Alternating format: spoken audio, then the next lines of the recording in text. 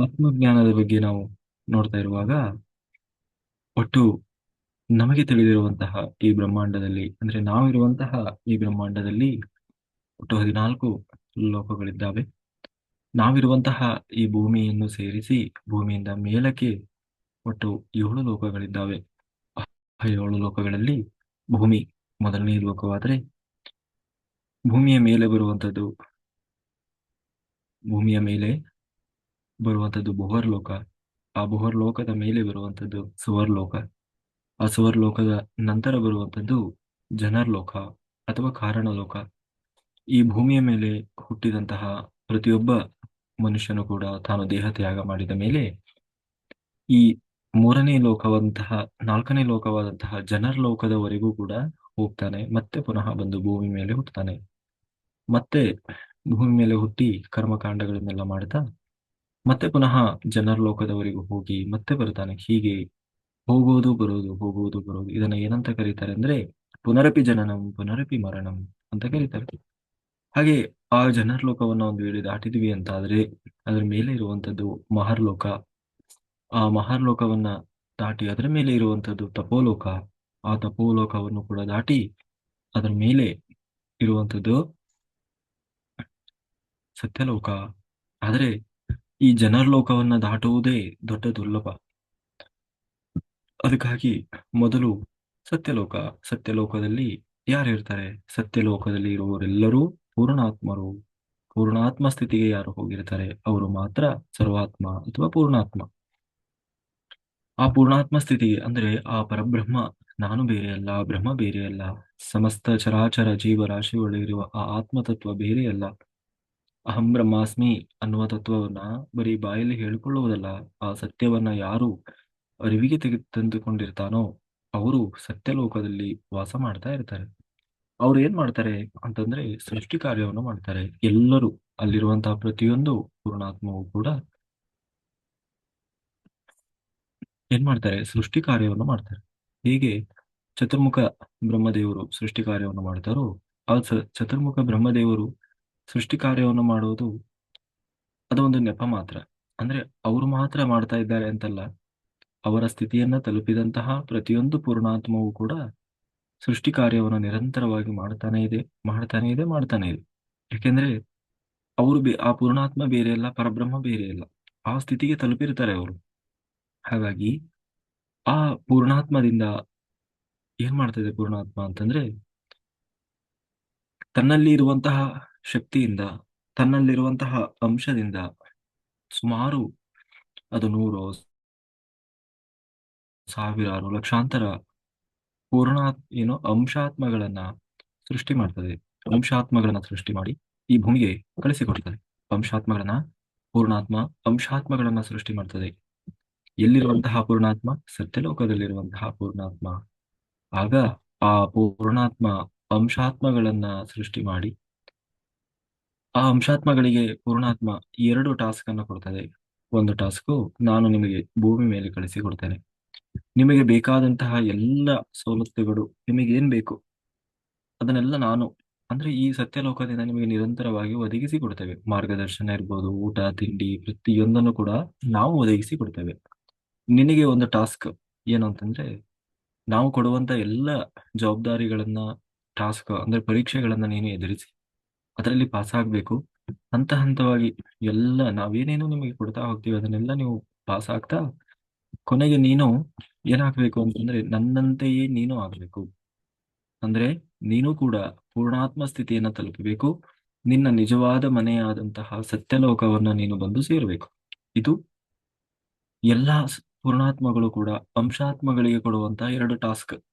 ಒಂದು, ನೀವು ಪೂರ್ಣಾತ್ಮ ಸ್ಥಿತಿಯನ್ನ ತಲುಪಬೇಕು. ಪೂರ್ಣಾತ್ಮ ಸ್ಥಿತಿಯನ್ನ ತಲುಪಬೇಕು. ಹಾಗೆ ಯಾರ ಹಾಗೆ? ನಮ್ಮ ಹಾಗೆ. ಜೊತೆಗೆ ನೀವು ಸತ್ಯಲೋಕವನ್ನು ಬಂದು ಸೇರಬೇಕು. ಅಲ್ಲಿಯವರೆಗೂ ನಿಮಗೆ ಸತ್ಯಲೋಕಕ್ಕೆ ಎಂಟ್ರಿ ಇಲ್ಲ.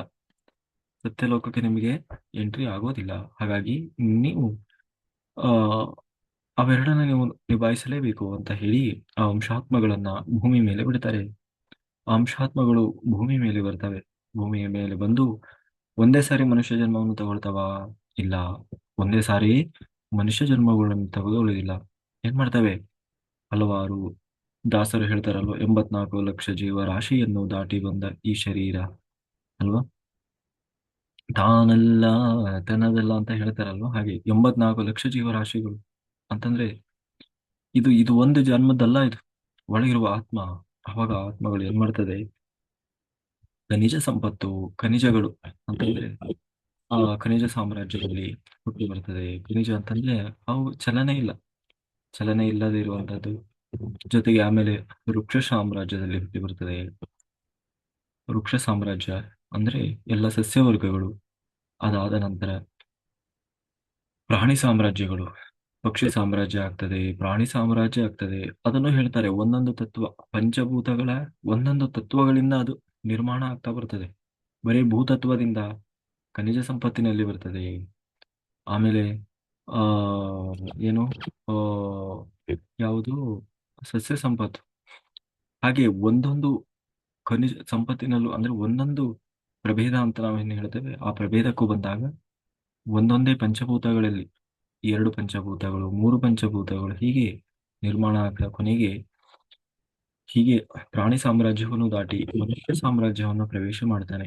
ಅಂದ್ರೆ ಮೊದಲ ಬಾರಿಗೆ ಎಲ್ಲಾ ಜನ್ಮಗಳು ಅಂದ್ರೆ ಪ್ರಾಣಿ, ಪಕ್ಷಿ, ಪಶು, ಪಕ್ಷಿ, ಪ್ರಾಣಿ, ಜೀವಿ ಎಲ್ಲ ಜನ್ಮಗಳನ್ನ ಎತ್ತಿ ಎತ್ತಿ ಎತ್ತಿ ಕೊನೆಗೆ ಆ ಒಂದು ಆತ್ಮ ಎಲ್ಲದರಲ್ಲೂ ಎಕ್ಸ್ಪೀರಿಯನ್ಸ್, ಅನುಭವವನ್ನು ತಗೊಳ್ತಾ ಬರ್ತದೆ.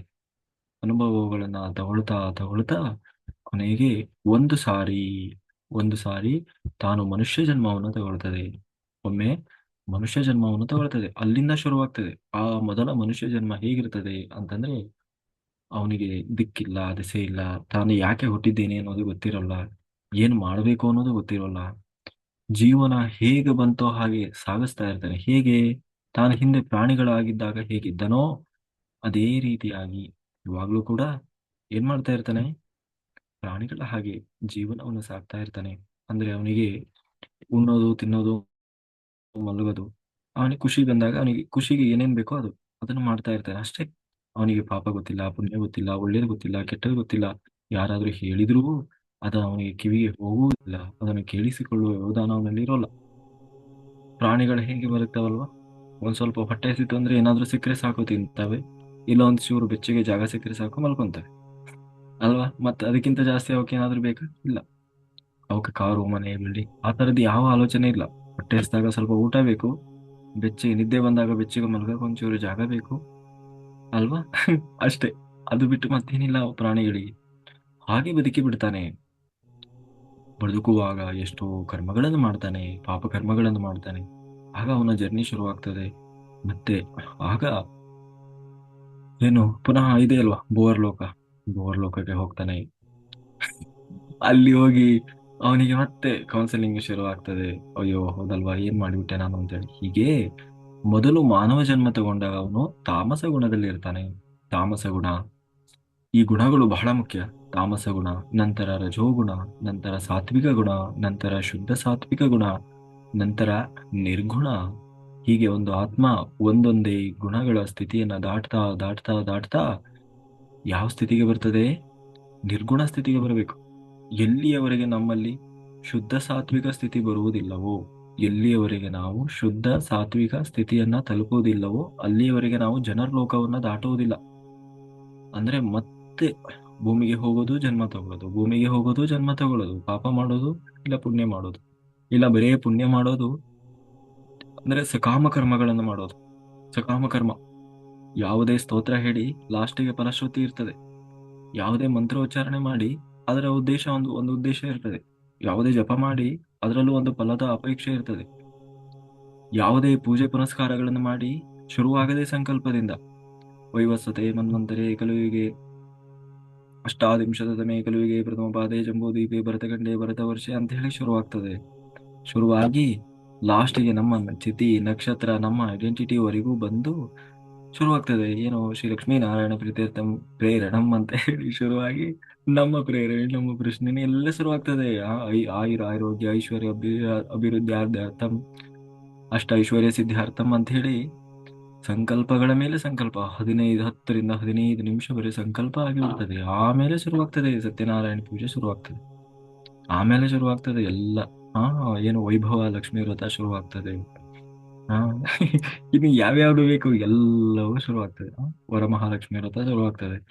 ಎಲ್ಲದರ ಹಿಂದೆ ಒಂದು ಸಂಕಲ್ಪ ಇರ್ತದೆ, ಅಂದ್ರೆ ಸಕಾಮ ಕರ್ಮ.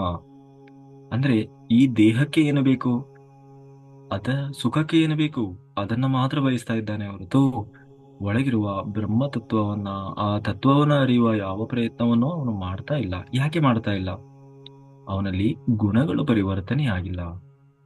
ಗುಣಗಳು ಪರಿವರ್ತನೆ ಆಗಿಲ್ಲ. ಯಾವ ಗುಣಗಳು ಪರಿವರ್ತನೆ ಆಗಿಲ್ಲ? ಅವನು ತಾಮಸದಿಂದ ರಾಜಸಕ್ಕೆ ಬಂದಿದ್ದಾನೆ, ರಾಜಸದಿಂದ ಸಾತ್ವಿಕಕ್ಕೆ ಬಂದಿದ್ದಾನೆ. ಸಾತ್ವಿಕದಲ್ಲಿ ಬಂದರೂ ಕೂಡ ಇನ್ನೊಬ್ಬರಿಗೆ ಕೆಟ್ಟದ್ದನ್ನ ಮಾಡಬಾರದು ಅನ್ನೋದು ಗೊತ್ತಿದೆ, ಒಳ್ಳೆಯದನ್ನ ಮಾಡ್ತಾ ಇದ್ದಾನೆ.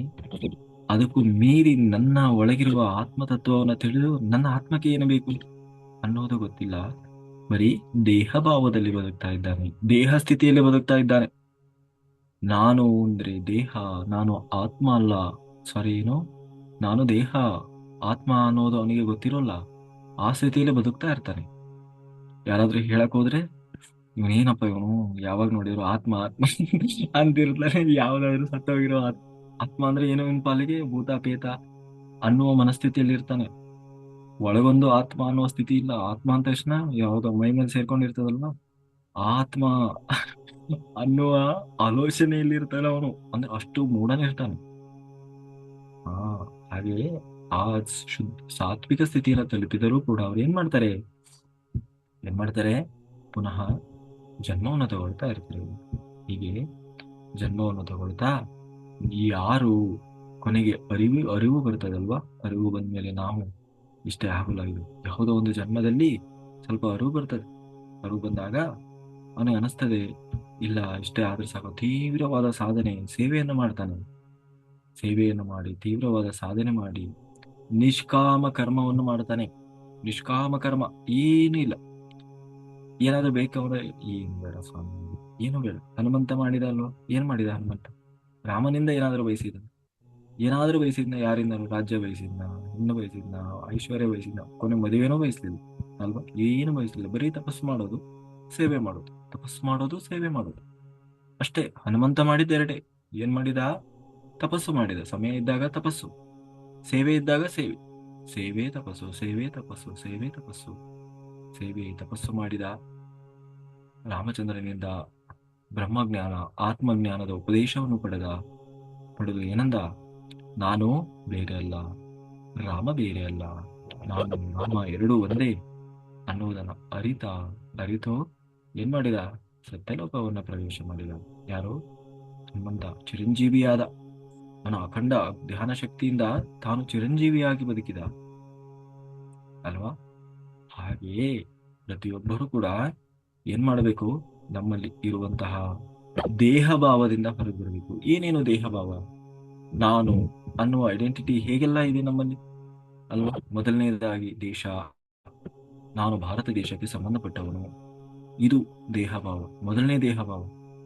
ಎರಡನೇದು ನಮ್ಮದು ಕರ್ನಾಟಕ ರಾಜ್ಯ ಅಲ್ವಾ, ಇದು ನಾನು ಅನ್ನೋ ನನ್ನ ಐಡೆಂಟಿಟಿ. ಇದು ಆತ್ಮಕ್ಕೆ ಇದೆಯಾ?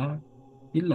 ಇವತ್ತು ಭಾರತ ದೇಶದಲ್ಲಿ ಹುಟ್ಟಿದ್ದೀಯಾ? ಹಿಂದಿನ ಜನ್ಮದಲ್ಲಿ ಯಾವ ದೇಶದಲ್ಲಿ, ಪಾಕಿಸ್ತಾನದಲ್ಲಿ ಹುಟ್ಟಿದ್ದೀವೋ, ಅಫ್ಘಾನಿಸ್ತಾನದಲ್ಲಿ ಹುಟ್ಟಿದ್ದೀವಿ, ಯಾರಿಗೆ ಗೊತ್ತು? ಆಫ್ರಿಕಾದಲ್ಲಿ ಹುಟ್ಟಿದ್ದೇವು. ತಗೊಂಡಿರೋ ಎಲ್ಲ ಜನ್ಮದಲ್ಲೂ ಭಾರತದಲ್ಲೇ ಹುಟ್ಟಿದ್ಯಾ? ಇದೇ ಊರಲ್ಲೇ ಹುಟ್ಟಿದ್ಯಾ? ಇಲ್ಲ. ಅಂದ್ರೆ ಅದು ದೇಹದ ಐಡೆಂಟಿಟಿ, ಆತ್ಮಕ್ಕಲ್ಲ. ಹಾಗಾಗಿ ದೇಹ ಭಾವದಿಂದ ಹೊರಗೆ ಬರಬೇಕು. ನಾನು ದೇಶದ ಮೇಲಿನ ಅಭಿಮಾನ ಅಲ್ಲ, ರಾಜ್ಯದ ಮೇಲಿನ ಅಭಿಮಾನ ಅಲ್ಲ ಇರೋದ್ ಬೇಕಾಗಿರೋದು.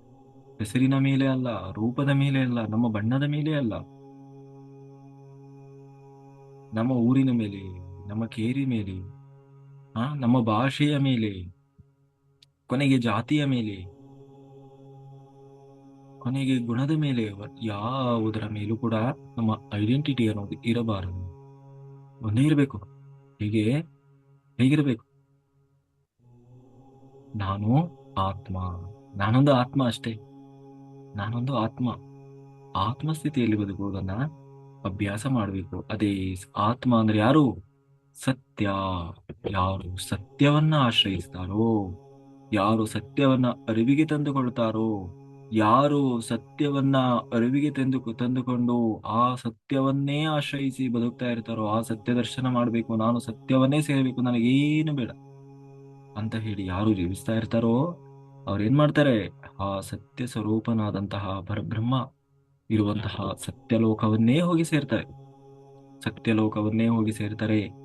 ಇಲ್ಲ, ಬರೀ ತಪಸ್ಸು ಮಾಡಿದ, ಬರೀ ತಪಸ್ಸು ತಪಸ್ಸು, ಬರೀ ಧ್ಯಾನ ಮಾಡಿದ, ಬರೀ ಧ್ಯಾನ ಧ್ಯಾನ ಧ್ಯಾನ ಧ್ಯಾನ ಮಾಡಿದ, ತೀವ್ರ ತೀವ್ರ ತೀವ್ರವಾದ ಹಗಲು ಧ್ಯಾನ, ರಾತ್ರಿ ಧ್ಯಾನ, ಹಗಲು ರಾತ್ರಿ ಧ್ಯಾನ ಧ್ಯಾನ ಧ್ಯಾನ ಮಾಡಿದ. ಧ್ಯಾನ ಮಾಡಿ ಏನಾಯ್ತ? ತಪಸ್ಸು, ಅತಿಯಾದ ತಪಸ್ಸು. ಏನನ್ನ ಪಡೆದ? ಅವನು ಧ್ಯಾನ ಮಾಡ್ತಾ ಮಾಡ್ತಾ ಎಲ್ಲಿ ಹೋಗ್ತಾನೆ? ತಪೋಲೋಕದವರೆಗೂ ಹೋಗ್ತಾನೆ. ಆದ್ರೆ ಸಂಪೂರ್ಣ ಅರಿವನ್ನ ತಂದುಕೊಳ್ಳಿಲ್ಲ, ಜ್ಞಾನ ಸಂಪಾದನೆ ಮಾಡಲಿಲ್ಲ. ನಾನು ಆತ್ಮ ಅನ್ನೋ ಅರಿವು ಬರಬೇಕಂದ್ರೆ ಏನ್ ಬರಬೇಕು? ಮೊದಲು ಜ್ಞಾನ ಬರಬೇಕು. ಜ್ಞಾನ ಬರಲಿಲ್ಲ ಅಂದ್ರೆ ಏನಾಗ್ತದೆ? ಎಲ್ಲಿ ಅಹಂಕಾರ ಇರ್ತದೆ, ಮಮಕಾರ ಇರ್ತದೆ, ಅಲ್ಲಿ ಸತ್ಯ ದರ್ಶನ ಆಗುವುದಿಲ್ಲ. ಸತ್ಯ ದರ್ಶನ ಆಗುವುದಿಲ್ಲ. ಯಾವುದೋ ಅಹಂಕಾರ ಖಂಡನೆ ಆಗ್ಬೇಕು, ಮಮಕಾರ ಖಂಡನೆ ಆಗ್ಬೇಕು. ಅಹಂಕಾರ ಖಂಡನೆ ಮಾಡೋದು ಅಷ್ಟು ಸುಲಭ ಇಲ್ಲ. ನಾವು ಹೇಳ್ಬೋದಷ್ಟೇ, ನನಗೆ ಅಹಂಕಾರವೇ ಇಲ್ಲ, ನನಗೆ ಮಮಕಾರವೇ ಇಲ್ಲ. ಯಾರಾದರೂ ನಮಗೆ ಬೈದಾಗ ನಮಗೆ ಸ್ವಲ್ಪವೂ ನೋವಾಗ್ಲಿಲ್ಲ, ಬೇಜಾರಾಗ್ಲಿಲ್ಲ ಅಂದ್ರೆ ನನಗೆ ಮಮಕಾರ ಇಲ್ಲ ಅಂತ ಅರ್ಥ. ಯಾರಾದರೂ ಬೈದಾಗ ನನಗೆ ಸ್ವಲ್ಪವೂ ಶೇಪ್ ಔಟ್ ಆಗೋದು ಅಂತಾರಲ್ವ, ಇಲ್ಲ. ಎಷ್ಟು ನೂರಾರು ಜನ ಇರ್ಲಿ, ಸಾವಿರಾರು ಜನ ಇರ್ಲಿ, ಕರೆದು ಎದುರಿಗೆ ಬೈಯೋದು, ಅವಮಾನ ಮಾಡೋದು. ಎಷ್ಟು ಅವಮಾನ ಮಾಡಿದ್ರು ಏನಿಲ್ಲ, ಸುಮ್ಮನೆ ನಿಂತಿದ್ದ ನಾವು. ಏನು ಇವನಿಗೆ ಹೇಳ್ತಾ ಇದ್ದಾರೋ ಇಲ್ಲ ಇವನಿಗೆ ಕೇಳಿಸ್ತಾ ಇದೆ ಏನೋ ಗೊತ್ತಿಲ್ಲ. ಅದರ ಅರ್ಥ ಅವನು ಅಹಂಕಾರವನ್ನು ತ್ಯಾಗ ಮಾಡಿದ್ದಾನೆ. ಅವನಲ್ಲಿ ಅಹಂಕಾರ ಇಲ್ಲ, ಮಮಕಾರ ಇಲ್ಲ. ನಾನು ಅಂದ್ರೆ ದೇಹ ಅನ್ನುವ ಮಮಕಾರವೂ ಇಲ್ಲ. ನನ್ನನ್ನು ಎಲ್ಲರೂ ಹೊಗಳಬೇಕು ಅನ್ನುವ ಮಮಕಾರ ಇಲ್ಲ. ನನ್ನನ್ನು ಎಲ್ಲರೂ ಅಪ್ರಿಶಿಯೇಟ್ ಮಾಡಬೇಕು ಅನ್ನುವ ಮಮಕಾರ ಇಲ್ಲ. ಕೀರ್ತಿಯ ಅಪೇಕ್ಷೆ ಇಲ್ಲ ಅವನಿಗೆ. ನಾನು ಬ್ರಹ್ಮ, ಬೈತಾ ಇರುವವನು ಬ್ರಹ್ಮ, ಬಯಸ್ಕೊಳ್ಳೋವನು ಬ್ರಹ್ಮ, ಮಧ್ಯೆ ಬೇರೆಯವ್ರದ್ದೇನು, ಅವರೂ ಬ್ರಹ್ಮ, ಕೇಳಿಸ್ಕೊಂಡು ನಗೋರು ಅವರೂ ಬ್ರಹ್ಮ. ಎಲ್ಲ ಕಡೆ ಯಾರು ಬ್ರಹ್ಮ ಬ್ರಹ್ಮ. ಅದೇ ಸತ್ಯವನ್ನ ಅರಿವಿಗೆ ತಂದುಕೊಳ್ಳುವುದು ಅಂತ ಹೇಳಿ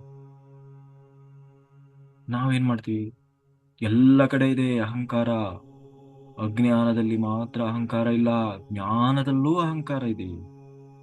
ಜಾಸ್ತಿ ಓದಿ ಓದಿ ಓದಿ ಜ್ಞಾನ ಹೇಗೆ ವೃದ್ಧಿ ಆಗ್ತದೋ ಅದ್ರ ಜೊತೆಗೇನೆ ಜೊತೆಗೆ ಅಹಂಕಾರವು ವೃದ್ಧಿ ಆಗ್ತದೆ. ಜ್ಞಾನದ ಜೊತೆಗೆ ಅಹಂಕಾರವು ವೃದ್ಧಿ ಆಗ್ತದೆ.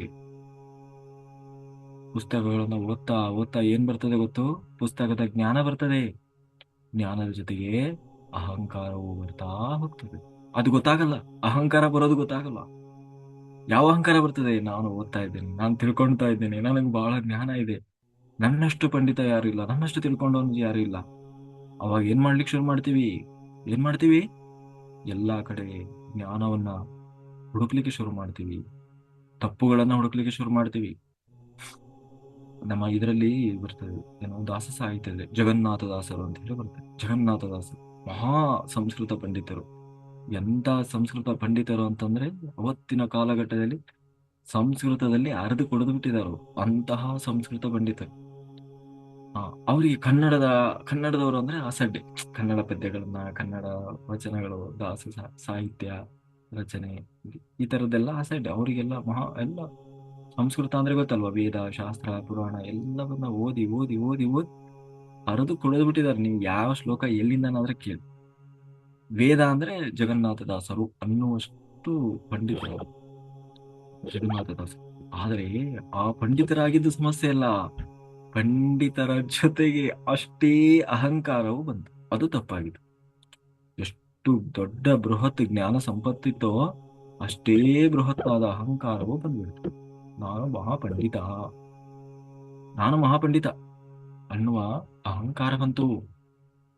ಆಗ ಒಬ್ರು ಬರ್ತಾರೆ, ಯಾರು? ಆ ಗೋಪಾಲ ಗೋಪಾಲದಾಸರ ಅಲ್ಲ, ವಿಜಯದಾಸರು ಅಂತ ಹೇಳಿ ಬರ್ತಾರೆ. ಅವರು ಕನ್ನಡ ಪಂಡಿತರು. ಕನ್ನಡ ಪಂಡಿತರಿಗೆ ಗೊತ್ತಲ್ವಾ ಕನ್ನಡ ಪದ್ಯಗಳನ್ನು ಬರೆಯೋದು. ಕನ್ನಡ ಅಂದ್ರೆ ಜನಸಾಮಾನ್ಯರಿಗೆ ಹೇಗೆ ಬುದ್ಧ ತಾನು ಜನಸಾಮಾನ್ಯರಿಗೆ ಪಾಲಿ ಭಾಷೆಯಲ್ಲಿ ಆ ತಾನು ಆ ಆತ್ಮಜ್ಞಾನವನ್ನು ಕೊಡ್ತಾ ಹೋದ್ಲು, ಹಾಗೆ ದಾಸ ಸಾಹಿತ್ಯದ ವಿಶಿಷ್ಟತೆ ಏನಂದ್ರೆ ವೇದ ಸಂಸ್ಕೃತಗಳಲ್ಲಿ ಇರುವುದನ್ನ ಜನಸಾಮಾನ್ಯರಿಗೆ ಅರ್ಥ ಆಗುವ ಭಾಷೆಯಲ್ಲಿ ತಿಳಿಸುವ ಪ್ರಯತ್ನ ಮಾಡಿದ್ರು. ಹಾಗೆ ಇವರು ಏನ್ ಮಾಡಿದ್ರು? ಕನ್ನಡದಲ್ಲಿ ಎಲ್ಲ ಊರೂರಿಗೆ ಹೋಗೋದು, ಆ ಆತ್ಮಜ್ಞಾನವನ್ನು ಹಂಚೋದು, ಕನ್ನಡದಲ್ಲಿ ಪದ್ಯಗಳನ್ನು ಹೇಳ್ತಾ ಅವ್ರನ್ನ ಕೊನೆಗೆ ಒಂದು ಸಾರಿ ಎಲ್ಲರನ್ನೂ ಒಂದು ದೇವಸ್ಥಾನದಲ್ಲಿ ಎಲ್ಲ ಕೂರಿಸಿ ಧ್ಯಾನ ಯಜ್ಞ. ಅವರಿಗೆಲ್ಲ ಊಟ ಗಿಟ ಹಾಕಿ ವ್ಯವಸ್ಥೆ ಮಾಡುದು. ಹಾಗೆ ಮಾಡ್ತಾ ಮಾಡ್ತಾ ಇವ್ರ ಊರಿಗೆ ಬಂದ್ರು, ಜಗನ್ನಾಥದಾಸರ ಊರಿಗೆ ಬಂದ್ರು. ಜಗನ್ನಾಥದಾಸರ ಊರಿಗೆ ಬಂದಾಗ ಆ ಅವರಿಗೆ ಕರೆ ಹೋಯ್ತು, ಹೀಗೆ ಒಬ್ರು ವಿಜಯದಾಸರು ಅಂತ ಬಂದಿದ್ದಾರೆ ಕನ್ನಡ. ಅಂದ್ರೆ ಯಾರವರು ವಿಜಯದಾಸರು? ಅವ್ರು ಕನ್ನಡ ಪಂಡಿತರು. ಕನ್ನಡ ಪಂಡಿತರು ಅಂದ ತಕ್ಷಣ ಈ ನಾನು ಸಂಸ್ಕೃತ ಮಹಾ ವಿದ್ವಾಂಸ, ನಾನೇನು ಆ ಕನ್ನಡ ಪಂಡಿತನ ಹತ್ರ ಹೋಗಿ ಸಲಾಂ ಹೊಡೆಯೋದು? ಅವರಿಗೆ ಅವ್ರದ್ದು ಊಟ ಆಗ್ಬಿಟ್ಟಿದೆ, ಅವ್ರಿಗೇನೋ ಹೊಟ್ಟೆ ಸ್ವಲ್ಪ ನೋವು ಬರ್ತಾ ಇದೆ ಅಂತೆ, ನಂದು ಊಟ ಆಗ್ಬಿಟ್ಟಿದೆ ಅಂತ ಹೋಗಿ ಹೇಳು ಅಂತ ಹೇಳಿ ಸುಳ್ಳು ಹೇಳಿ ಕಳಿಸಿದ್ರು ಅಲ್ವಾ. ಕೊನೆಗೆ ಅದನ್ನು ಬಂದು ಅದೇ ರೀತಿ ಬಂದು ಹೇಳಿದ್ರು, ಹಿಂಗೆ ಜಗನ್ನಾಥದಾಸರಿಗೆ ಯಾಕೋ ಸ್ವಲ್ಪ ಹೊಟ್ಟೆ ತಿರುಗ್ತಾ ಇದೆ ಅಂತೆ. ಅವ್ರಿಗೆ ಯಾಕೋ ಊಟ ಬೇಡಂತೆ, ಅದಕ್ಕೆ ಬರ್ಲಿಲ್ಲ ಅವರು. ಆಯ್ತು, ಗೊತ್ತಾಯ್ತು ಇವರಿಗೆ. ಅವರು ಮಹಾಜ್ಞಾನಿಗಳು, ಅವರು ಕೂಡ ಧ್ಯಾನ ಮಾಡ್ತಾ ಇದ್ರು. ಹೌದಲ್ಲ, ಅವ್ರ ಚರಿತ್ರೆಯಲ್ಲಿ ಬರ್ತದೆ, ಅವ್ರು ಧ್ಯಾನದಲ್ಲಿ ಭಗವಂತನ ದರ್ಶನ ಆಗ್ತದೆ ಅವ್ರಿಗೆ. ಹಾಗೆ ಕೊನೆಗೆ ಆ ಅಹಂಕಾರ ಅವ್ರಿಗೆ ಎಷ್ಟಾಗ್ತದೆ ಅಂತಂದ್ರೆ, ಆ ಸುಳ್ಳು ಹೇಳಿದಲ್ವ, ಜ್ಞಾನಿಗಳ ಮುಂದೆ ಅಹಂಕಾರ ತೋರಿಸಿದ್ರಲ್ವ, ಬೇರೆಯವ್ರ ಹತ್ರ ತೋರಿಸುವಾಗ ನಡೀತದೆ, ನಮ್ ಟೈಮ್ ಚೆನ್ನಾಗಿರೋವರೆಗೂ ನಡೀತದೆ ಅದು. ಟೈಮ್ ಕೆಡತು ಅಂದ್ರೆ ಉಲ್ಟಾ ಹೊಡಿತದೆ, ರಿವರ್ಸ್ ಹೊಡಿತದೆ. ಆ ಸುಳ್ಳು ಹೇಳಿದ್ರಲ್ವಾ, ಅದು ಅದು ರಿಯಲ್ ಆಗ್ಬಿಡ್ತು ಆ ಕ್ಷಣದಿಂದಲೇ. ಅವ್ರು ನನಗೆ ಉದರ ಶೂಲೆ ಬಂದಿದೆ ಅಂತ ಹೇಳಿ ಕಳಿಸಿದ್ರು, ಹೊಟ್ಟೆ ನೋವು ಬಂದಿದೆ ಅಂತ. ಅದು ನಿಜ ಆಗ್ಬಿಡ್ತು. ನಿಜ ಆಗಿ ಎಷ್ಟು, ಎಲ್ಲಿ ಯಾವ ಮೆಡಿಸಿನ್ ಮಾಡಿದ್ರು, ಯಾವ ಮದ್ದು ಮಾಡಿದ್ರು, ಏನು ಮಾಡಿದ್ರು ಇಲ್ಲ. ತಿರುಗಿ ತಿರುಗಿ ತಿರುಗಿ ಎಲ್ಲಿಗೆ ಬಂದ್ರು ಗೊತ್ತು? ಎಲ್ಲ ಕಡೆ ಹೋಗಿ ಕೊನೆಗೆ ರಾಘವೇಂದ್ರ ಸ್ವಾಮಿಗಳು, ಮಠ, ಮಂದಿರ ಎಲ್ಲವೂ ಮುಗೀತು. ಯಾವ ಪಾಂಡಿತ್ಯ, ಆ ಆಯುರ್ವೇದ ಶಾಸ್ತ್ರ ಏನು ಮಾಡಿದ್ರು ಉದರ ಶೂಲೆ ಹೋಗ್ಲಿಲ್ಲ, ಹೊಟ್ಟೆನೂ ಹೋಗ್ಲಿಲ್ಲ. ಕೊನೆಗೆ ಬರೀ ಒಂದು ಸುಳ್ಳು ಹೇಳಿದ, ಅಹಂಕಾರದಿಂದ ಸುಳ್ಳು ಹೇಳಿದ. ಅಂದ್ರೆ ಜ್ಞಾನಿಗಳ ಮುಂದೆ ತಪ್ಪು ಮಾಡಿದ್ರೆ ಏನಾಗ್ತದೆ? ಕೊನೆಗೆ ತಿರುಗಿ ತಿರುಗಿ ತಿರುಗಿ ಯಾರ ಹತ್ರ ಬಂದ್ರು? ವಿಜಯದಾಸರ ಹತ್ರನೇ ಬಂದ್ರು. ಸ್ವಾಮಿ, ತಪ್ಪಾಯ್ತು ನಂದು, ನಾನು ಅವತ್ತು ನಿಮ್ಮ ಹತ್ರ ಸುಳ್ಳು ಹೇಳಿದೆ, ಅಜ್ಞಾನ. ಅಂದ್ರೆ ಅಲ್ಲಿವರೆಗೂ ಗೊತ್ತಿತ್ತದು, ಆ ತಪ್ಪು ಅವರಿಗೆ ಹಾಗೆ ಹೇಳಿರೋದ್ರಿಂದಲೇ ಹೀಗಾಗಿದೆ ಅನ್ನೋದು ಗೊತ್ತಿತ್ತು. ಆದ್ರೆ ಅಹಂಕಾರ, ಮನುಷ್ಯನ ಅಹಂಕಾರ ಅಷ್ಟು ಸುಲಭ ಹೋಗ್ಬಿಡ್ತದ? ಅವ್ರ ಹತ್ರ ಹೋಗಿ ನಾನೇನ್ ಕ್ಷಮೆ ಕೇಳೋದು ಅನ್ನುವ ಅಹಂಕಾರ. ಕೊನೆಗೆ ಗೊತ್ತಾಯ್ತು, ಅವ್ರ ಹತ್ರ ಹೋಗದ ಹೊರತು ಇದು ಹೋಗೋದಿಲ್ಲ ಅಂತ ಹೇಳಿ ಸೀದಾ ಒಂದು ಕ್ಷಮೆ ಕೇಳಿದ್ರು ಸ್ವಾಮಿ. ನನಗೆ ಆಯ್ತು, ನಿನಗೆ ನಾನು ಹೇಳಲ್ಲ. ಅಲ್ಲಿಗೆ ಹೋಯ್ತಾ ಅಹಂಕಾರ? ಹೋಗ್ಲಿಲ್ಲ. ಇನ್ನ ಹೋಗಿದೆ ಇಲ್ಲ ಅಂತ ಟೆಸ್ಟ್ ಮಾಡಿದ್ರು ಅವರು. ನಾನು ನಿನಗೆ ಉಪದೇಶ ಮಾಡುವಷ್ಟು ಅರ್ಹತೆ ನನಗಿಲ್ಲಪ್ಪ, ನಾನು ಒಬ್ರ ಹತ್ರ ಕಳಿಸ್ಕೊಡ್ತೇನೆ, ಆ ಗೋಪಾಲದಾಸರು ಅಂತ ಹೇಳಿದ್ದಾರೆ, ಅವ್ರ ಹತ್ರ ಹೋಗು. ಇವ್ರಿಗೆ ಅವಾಗ ಅಹಂಕಾರ ಬಂತು, ಓಹೋ, ನನ್ನಂತಹ ಮಹಾಪಂಡಿತನಿಗೆ ಉಪದೇಶ ಕೊಡುವಷ್ಟು ಯೋಗ್ಯತೆ ಇವರಿಗಿಲ್ಲ, ಇವ್ರಿಗಿಂತಲೂ ಯಾರೋ ಶ್ರೇಷ್ಠರು ಇರಬೇಕು ಅಂತ ಹೇಳಿ ಮತ್ತೆ ಅಹಂಕಾರ ಬಂತು. ಮತ್ತೆ ಹುಡ್ಕೊಂಡು ಹೋಗ್ತಾರೆ ಅವರು. ಮತ್ತೆ ಹುಡ್ಕೊಂಡು ಹೋಗಿ ಅಲ್ಲಿ ನೋಡ್ತಾರೆ, ಅಲ್ಲಿ ಒಂದು ದೇವಸ್ಥಾನದಲ್ಲಿ ಕಸ ಹೊಡಿತಾ ಇರ್ತಾರೆ ಒಬ್ರು, ಒಂದು ಸಣ್ಣ ಪಂಚೆ ಹಾಕೊಂಡು, ಗೋಪಾಲದಾಸರು. ಇವರು ಹೋಗಿ ಅವರನ್ನೇ ಕೇಳ್ತಾರೆ, ಇಲ್ಲಿ ಗೋಪಾಲದಾಸರ ಮನೆಯಲ್ಲಿ ಬರ್ತದೆ ಅಂತೇಳಿ. ಅವ್ರು ಹೇಳ್ತಾರೆ, ಗೋಪಾಲದಾಸರ ಮನೆ ಬೇಕಾ? ಸೀದಾ ಹೋಗಿ ಇವ್ರು ಗೋಪಾಲದಾಸರು ಬೇಕು ಅನ್ನೋದ್ರೆ ಅವ್ರು ನಾನೇ ಗೋಪಾಲದಾಸ ಅಂತಿದ್ರೆ ಏನು. ಇವ್ರು ಸೀದಾ ಹೋದ್ರೆ ಗೋಪಾಲದಾಸರ ಮನೆ ಎಲ್ಲಿ ಬರ್ತದೆ? ಓ, ನಿಮ್ ಗೋಪಾಲದಾಸರ ಮನೆ ಬೇಕಾ? ಹೋಗು, ಹಿಂಗೆ ಸೀದಾ ಹೋಗು, ಅಲ್ಲಿ ಲಾಸ್ಟಿಗೂ ರೈಟ್ ಸೈಡ್ ತಿರುಗು, ಅಲ್ಲಿ ಒಂದು ಮನೆ ಕಾಣುತ್ತದೆ ನೋಡು, ಗುಡಿಸಲು ಕಾಣುತ್ತದೆ. ಆ ಗುಡಿಸಲು ಮನೆನೇ ಗೋಪಾಲದಾಸರ ಮನೆಗೆ. ಸೀದಾ ಹೋದ, ಗೋಪಾಲದಾಸರು ಮನೆ ಸಿಕ್ತು. ಅವನು ಹೆಂಡತಿ ಇದ್ರು. ಹೆಂಡತಿ ನೋಡಿದ್ರು, ಏನು ಏನ್ ಯಾರು ಬೇಕಿತ್ತು ನಿಮ್ಗೆ? ಇಲ್ಲ, ನಮ್ಗೆ ಗೋಪಾಲದಾಸರು ಬೇಕಿತ್ತು. ಹೌದಾ, ಯಾರು ಹೇಳಿದ್ರು ನಿಮಗೆ? ಹಂಗೆ ಅಲ್ಲೊಂದು ಹಾಳು ಗುಡಿ ಇದೆ ಅಲ್ವಾ, ನಿಮ್ಮಪ್ಪನ ಗುಡಿ, ಅಲ್ಲೊಬ್ರು ಒಂದ್ ಸಣ್ಣ ಪಂಚೆ ಹಾಕೊಂಡು ಕಸ ಹೊಡಿತಾ ಇದ್ರು, ಅವ್ರನ್ನ ಕೇಳಿದೆ ಗೋಪಾಲದಾಸರ ಮನೆ ಎಲ್ಲಿದೆ. ಅವ್ರು ಈ ಮನೆ ತೋರಿಸಿರು. ಅಯ್ಯೋ ಪುಣ್ಯಾತ್ಮ, ಅವರೇ ಗೋಪಾಲದಾಸರು, ಹೋಗು ಅಂತ ಹೇಳಿ ಮತ್ತೆ ಅಯ್ಯೋ ರಾಮ ಅಂತೇಳಿ.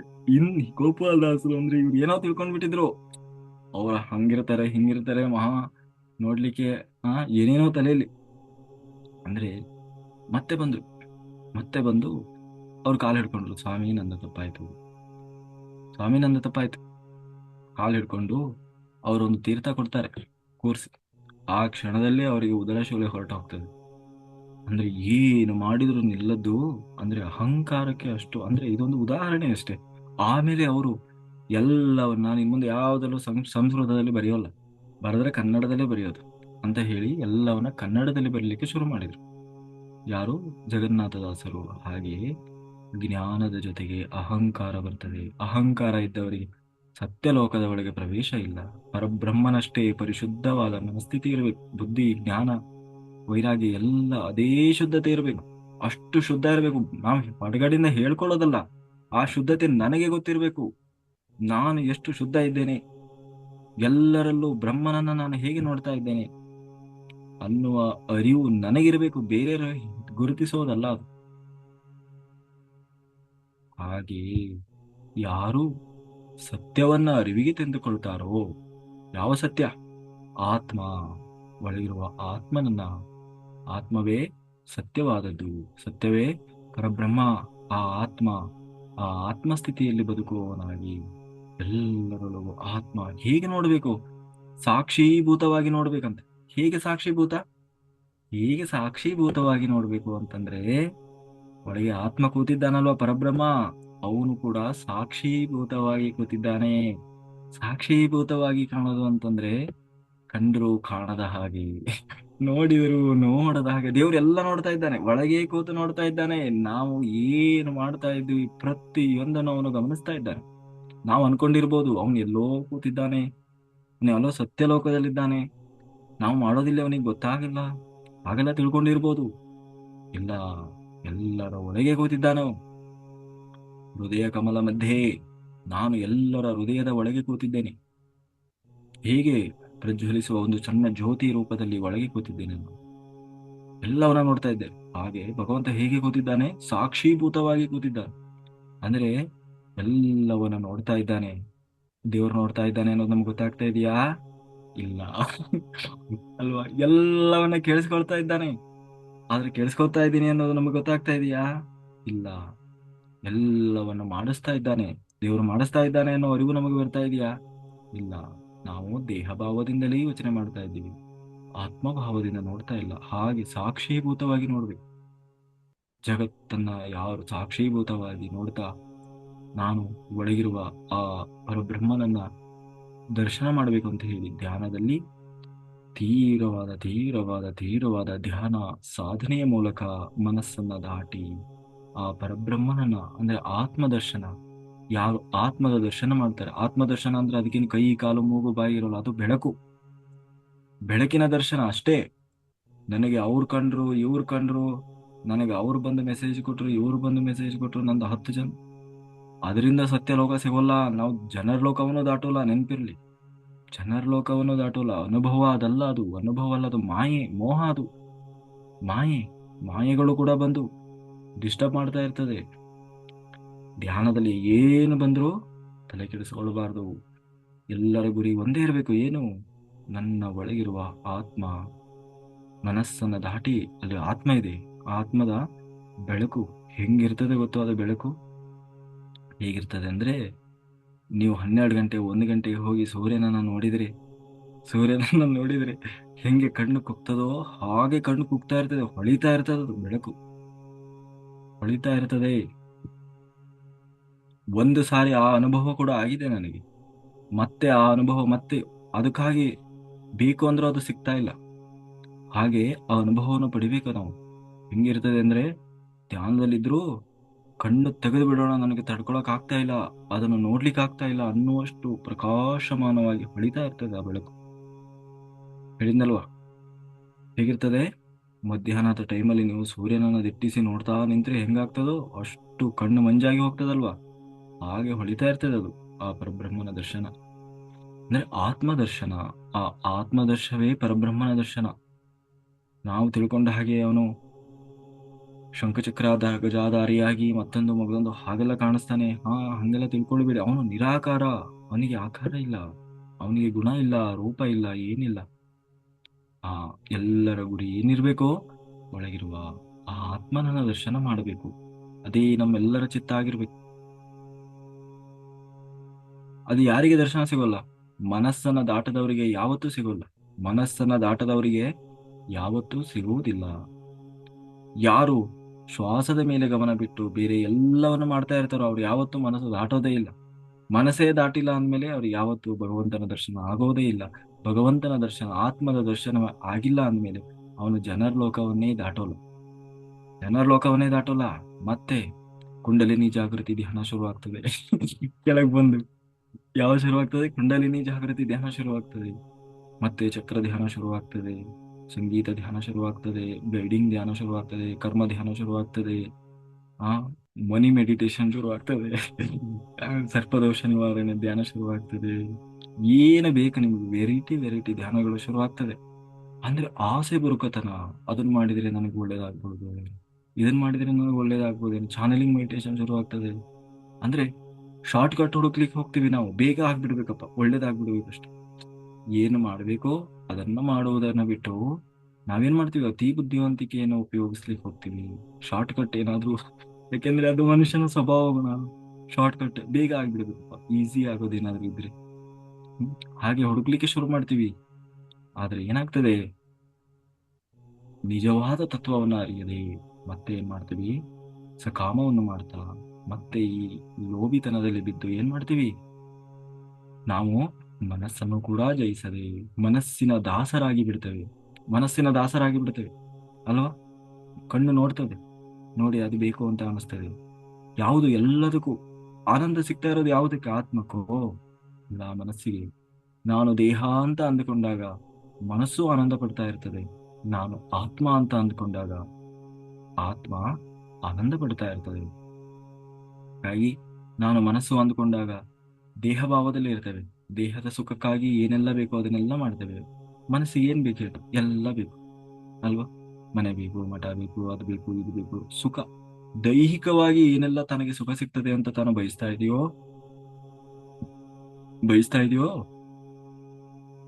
ಅದನ್ನ ಮನಸ್ಸು ಬಯಸ್ತಾ ಹೋಗ್ತದೆ. ಅದನ್ನ ಪಡೆಯುವುದರಲ್ಲಿ ಮನುಷ್ಯ ಏನ್ ಮಾಡ್ತಾನೆ, ತಾನು ಏನ್ ಮಾಡ್ತಾನೆ, ಮೀನು ಮೀನು ಗೊತ್ತಲ್ವಾ. ಆಸೆ ಬರುಕತನದಿಂದ ಬಾಯಿ ಚಪಲದಿಂದ ಏನ್ ಮಾಡ್ತದೆ, ಮೊದಲು ಒಂದಿಷ್ಟು ಪೂರಿ ಬಿಸಾಕ್ತಾರೆ, ಅದು ಬಂದು ತಿಂತದ, ಅದು ಆಹಾರ ಬಿಸಾಕ್ತಾರೆ, ತಿಂತದದು. ಆಮೇಲೆ ಒಂದೊಂಚೂರು ಆಹಾರ ಹಾಕಿ ಗಾಣ ಬಿಡ್ತಾರೆ, ಅದನ್ನು ಬಂದು ತಿಂತದೆ, ತನ್ನ ಜೀವವನ್ನೇ ಕಳ್ಕೊಳ್ತದೆ.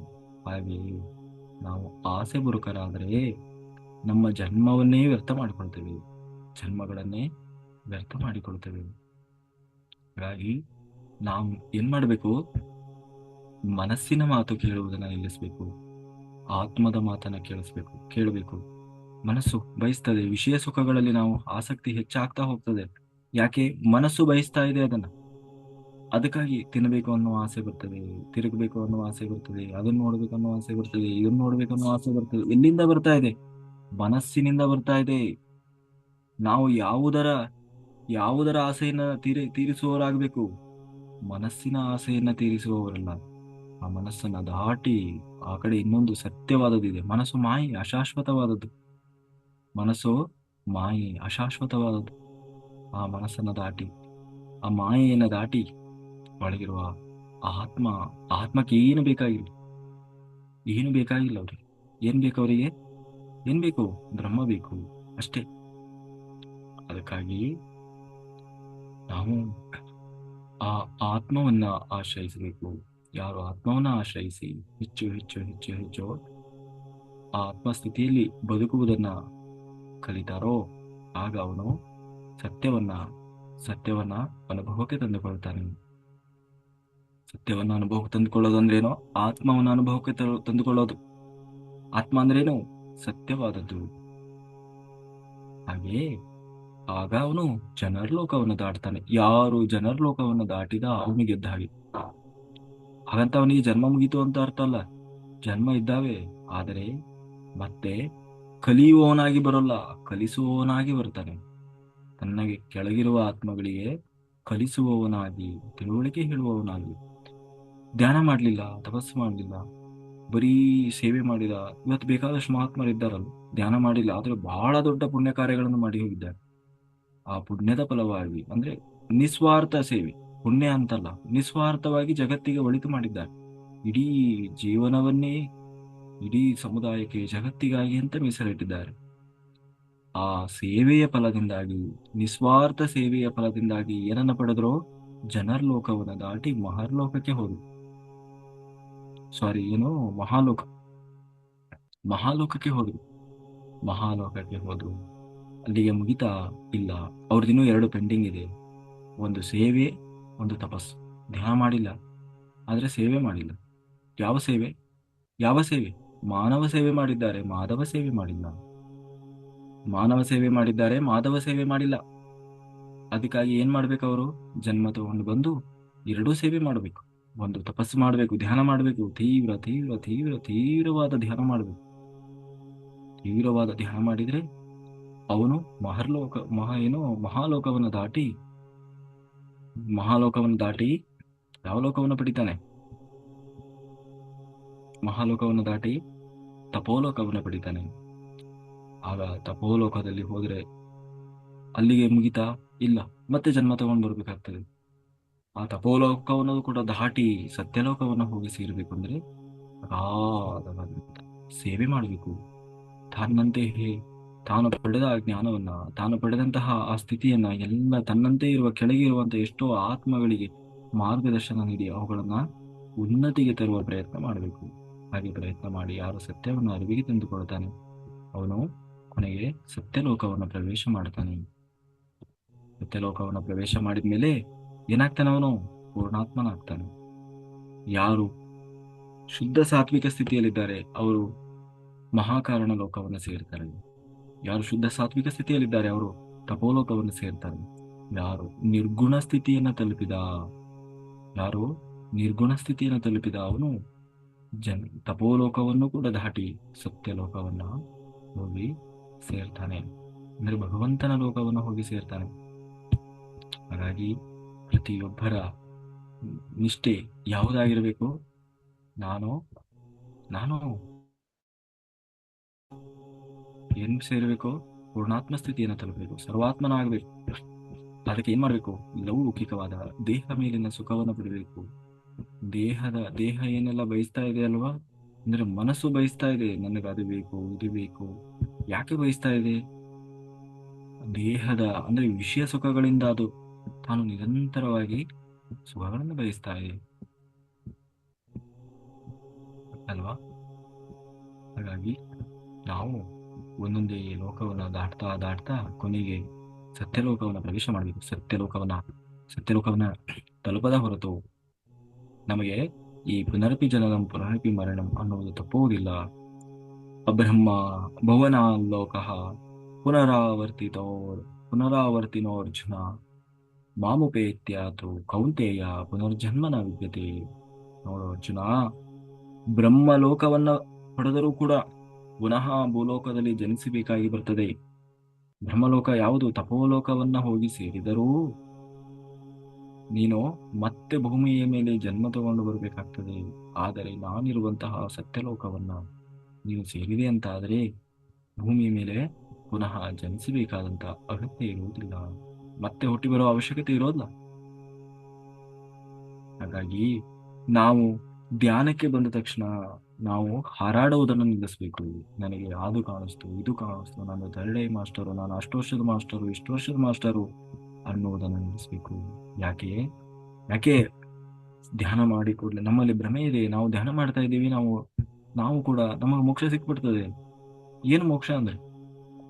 ಧ್ಯಾನ ಮಾಡ್ತಾ ಇದ್ದೀವಿ, ಮೋಕ್ಷ ಸಿಕ್ಬಿಡ್ತದೆ, ಸತ್ಯಲೋಕ ಹೋಗ್ಬಿಡ್ತೀವಿ ನಾವು ಅನ್ನುವ ಭ್ರಮೆಯಲ್ಲಿದ್ದೇವೆ ನಾವು. ಆದರೆ ಧ್ಯಾನ ಮಾಡಿದ ಮಾತ್ರಕ್ಕೆ ಎಲ್ಲರೂ ಸತ್ಯಲೋಕವನ್ನು ಸೇರುವುದಿಲ್ಲ. ಯಾಕೆ ಸೇರ್ತಾ ಇಲ್ಲ? 90-95% ಜನ ಏನ್ ಮಾಡ್ತಾ ಇದ್ದಾರೆ? ಸಕಾಮ ಧ್ಯಾನ ಮಾಡ್ತಾ ಇದ್ದಾರೆ. ಅಂದ್ರೆ ಆಸೆಗಳನ್ನ ಇಟ್ಕೊಂಡು ಧ್ಯಾನ ಮಾಡ್ತಾ ಇದ್ದಾರೆ ಅಲ್ವಾ? ಆಸೆಗಳನ್ನ ಇಟ್ಕೊಂಡು ಧ್ಯಾನ ಮಾಡ್ತಾ ಇಲ್ವಾ? ಹಾ, ಮೊದಲನೇದಾಗಿ ನನ್ನ ಆರೋಗ್ಯ ಸರಿ ಹೋಗಬೇಕು, ಅನಾರೋಗ್ಯದಿಂದ ಹೊರಗಿರಬೇಕು ಅಲ್ವಾ? ಧ್ಯಾನ ಮಾಡಿದ್ರೆ ಅನಾರೋಗ್ಯನೇ ಬರದೆ ಜೀವನ ಪೂರ್ತಿ ಇರ್ಬೋದು. ನಂದು BP ಶುರು ಆಗ್ಬೇಕು, ನಂದು ಶುಗರ್ ಸರಿ ಆಗಬೇಕು, ನನ್ನ ಹೆಂಡತಿ ಸರಿ ಹೋಗ್ಬೇಕು, ನನ್ನ ಗಂಡ ಸರಿ ಹೋಗ್ಬೇಕು, ಆಮೇಲೆ ಮತ್ತೆ ಅವರು ಮನೆ ಮಾಡಬೇಕು, ನನಗೆ ಮದುವೆ ಆಗಿಲ್ಲ, ನನಗೆ ಉದ್ಯೋಗ ಇಲ್ಲ. ಹೀಗೆ ಅಂದ್ರೆ ನಮ್ಮ ಕೋರಿಕೆಗಳ ಸರಮಾಲೆಯೇ ನಮ್ಮ ಧ್ಯಾನದ ಮುಂದೆ ನಿಂತಿರ್ತದೆ. ಅವನ್ನೆಲ್ಲ ತೀರ್ಸೋದ್ರೊಳಗೆ ನಮ್ಮ ಧ್ಯಾನ ಶಕ್ತಿ ಅದರಲ್ಲೇ ಕಳೆದು ಹೋಗಿಬಿಡ್ಬೇಕದು. ಒಂದಾದ್ಮೇಲೆ ಒಂದು ಬರ್ತಾನೆ ಇರ್ತದೆ. ಏನೋ ಬಿಡು, 4 ಇದಾವೆ, ಅವ್ರು ಮುಗಿಸ್ಕೊಂಡು ಆಮೇಲೆ ಕುತ್ಕೊಳ್ಳೋಣ ಅಂದ್ರೆ ಇದು ಸಂಸಾರ ಅನ್ನೋದೇ ಮಾಯೆ. 4 ಮುಗಿಯೋದ್ರೊಳಗೆ 8 ರೆಡಿ ಇರ್ತವೆ. ಬಿಡೋ ಹೋಗ್ಲಿ, ಒಂದ್ ಕೆಲಸ ಸಿಕ್ಕರೆ ಮುಗೀತು, ಕೆಲಸಕ್ಕೆ ಹೋಗಿ ಅಂತ ನೀವು ಕುಂತ್ರೆ ಕೆಲಸ ಏನೋ ಸಿಕ್ತು, ಅಷ್ಟಕ್ಕೆ ಮುಗೀತಾ? ಇಲ್ಲ, ಏನಾದ್ರು ಒಂದ್ ಮದುವೆ ಆಗ್ಬಿಡೋಣ ಅಂತೇಳಿ ಹುಡುಗನ ಹುಡುಕಕ್ ಶುರು ಮಾಡ್ತಾರೆ, ಇಲ್ಲ ಹುಡುಗಿ ಹುಡುಕಕ್ ಶುರು ಮಾಡ್ತಾರೆ. ಅದಕ್ಕೆ ಮತ್ತೆ ಧ್ಯಾನ ಶುರುವಾಗ್ತದೆ, ಸಂಕಲ್ಪ ಧ್ಯಾನ ಶುರುವಾಗ್ತದೆ, ರುಕ್ಮಿಣಿ ಧ್ಯಾನ ಶುರುವಾಗ್ತದೆ, ರಾಧೆ ಧ್ಯಾನ ಶುರುವಾಗ್ತದೆ, ಕರ್ಮ ಧ್ಯಾನ ಶುರುವಾಗ್ತದೆ, ಚಕ್ರ ಧ್ಯಾನ ಶುರುವಾಗ್ತದೆ. ಏನು ಬೇಕು ಹೇಳು? ಎಲ್ಲ ಸಂಕಲ್ಪ ಧ್ಯಾನಗಳು ಶುರುವಾಗ್ತದೆ. ಅದ್ರಲ್ಲೇ ಕಳೆದ ಕಳೆದ ಹೋಗ್ಲಿ, ಮದುವೆ ಆಯ್ತು, ಹಂಗೋ ಹಿಂಗೋ ಮಾಡಿ ಮುಗಿತಾ ಇಲ್ಲ. ಮತ್ತೆ ಮಕ್ಕಳಾಗ್ತಾ ಇಲ್ಲ, ಅದಕ್ಕೆ ಮತ್ತೆ ಧ್ಯಾನ ಶುರುವಾಯ್ತು. ಆ ಆ ಧ್ಯಾನ, ಈ ಧ್ಯಾನ, ಕಾಮಕ್ಯ ದೇವಿ ಧ್ಯಾನ, ಆ ಮತ್ತಿನ್ಯಾವ ದೇವಿ ಯಾವ ದೇವಿಯರಿದ್ದಾರೆ ಎಲ್ಲರದ್ದು ದೇವಿಯರ ಧ್ಯಾನ ಶುರುವಾಯ್ತು. ಅಲ್ಲಿಗೆ ಮುಗಿತಾ ಇಲ್ಲ. ಮಕ್ಕಳು ಅವು ಸರಿ ಇಲ್ಲ, ಅವು ಬುದ್ಧಿ ಸರಿ ಇಲ್ಲ, ಅವು ಅಂದ್ರೆ ಸಂಸಾರ ಅನ್ನುವುದೇ ಹಾಗೆ. ಈ ಜಗತ್ತು ಅನ್ನೋ ಮಾಯೆಯೇ ಹಾಗೆ. ಅದು ಒಂದು ಮುಗಿತದಾಗನೇ 4 ರೆಡಿ ಇರ್ತವೆ, 4 ಮುಗಿತದಾಗನೇ 8 ರೆಡಿ ಇರ್ತವೆ. ನೀವು ಬಿಡು, ಇದೊಂದು 2 ಮುಗಿಸ್ಕೊಂಡು ನಾನು ಏನು ಆರಾಮಾಗಿರ್ಬೋದು. ಆಮೇಲೆ ಎಲ್ಲಿವರೆಗೆ ಅದನ್ನ ನೀವು ಅದ್ರ ಪಾಡಿಗೆ ಅದು ಬಿಟ್ಟು ನಿಮ್ ಪಾಡಿಗೆ ನೀವು